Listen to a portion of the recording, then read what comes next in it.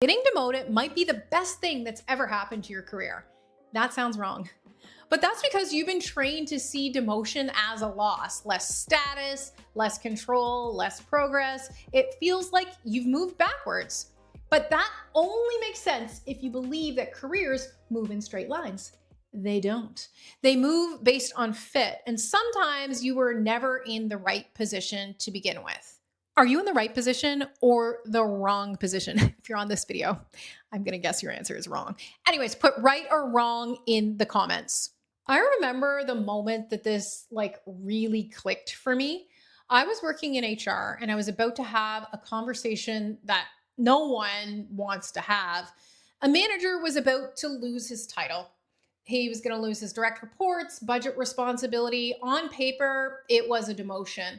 And I was preparing for it like it was bad news because that's how a demotion is always framed. So I'm explaining this situation to a friend of mine. I'm walking her through it like it's this terrible, awful thing. It's going to ruin this guy's life. And my friend stops me and she asks this one question. She goes, "Will he have to take a pay cut?" And I was like, "No, same pay, less responsibility."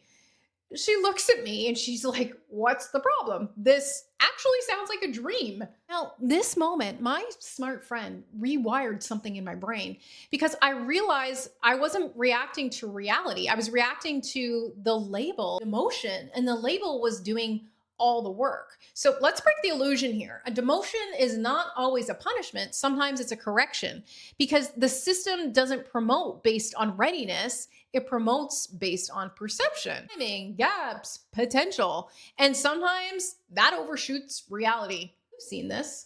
Someone gets promoted, they look great on paper, smart, capable, high performer, but the role is different. More ambiguity, more pressure, more politics, more visibility, and suddenly they're not performing in the same way. Not because they got worse, but because the environment changed. Have you ever seen someone in your career and you go, "How the hell did they get that job? It makes no sense to me." Anyone with half a brain would know that this person shouldn't be a manager, but yet they're there. And now they're managing people instead of doing the work. They're responsible for outcomes they don't fully control, and they're making decisions with incomplete information. And every mistake is now visible, and it's a totally different game. And not everyone is ready for it when they get there. So, what happens? They start compensating, overthinking, overworking, second guessing, trying to hold on to the role instead of stabilizing inside it. And from outside, it looks like performance drop. From the inside, it feels like survival. Now, this is where the system steps in, not to punish, to reduce risk, because a struggling manager creates instability, missed targets, team issues, bad decisions. So the system, it must correct. And that correction has a word. It's demotion. But what it's really doing is removing misalignment. Now, here's the part no one says. Sometimes that's the first time things start working again. You go from managing chaos to doing work you understand, from constant pressure to controlled output, from uncertainty to clarity, and suddenly you feel good about yourself and you're performing again. The demotion has made you sharper, more confident, more consistent because you're back in a position that fits your current leverage. That's not failure, that's alignment.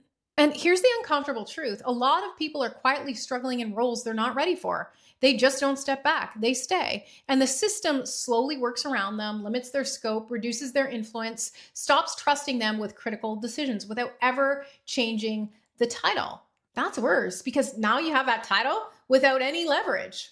At least losing the title is honest. It tells you where you actually stand. And once you can see that clearly, you can start to rebuild. And if you're in the process of rebuilding, make sure to download my free career reset workbook that's going to help you through a step-by-step process to set your next goals. Because it's not about just doing the work well. It's about handling pressure, managing perception, reducing risk for other people. That's what gets rewarded.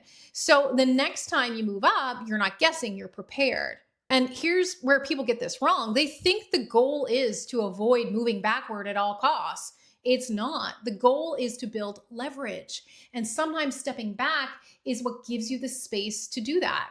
Because leverage doesn't come from titles, it comes from being someone the system can rely on consistently in the role that you're in. Now, if you're in that position where things aren't working or where you're feeling stretched or stuck or misaligned, this is the part that really matters. Don't just react emotionally. Don't just protect the title.